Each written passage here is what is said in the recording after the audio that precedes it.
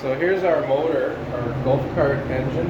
We've taken it apart, and you can see the end cap with the brushes, commutator, and then the housing with the magnets. And this one's especially bad. You can really see a lot of brush material.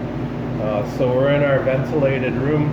We've got a fan sucking the air out and some compressed air. We're going to stand back and give this thing a little bit of a blow, and you watch all the brush material, carbon fly away.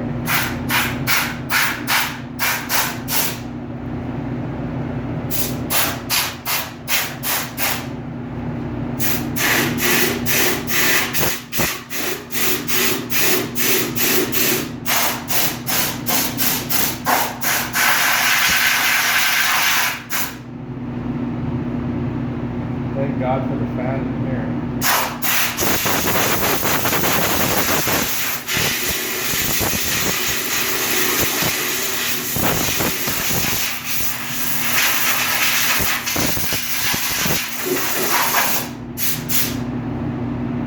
That's how we test our motors.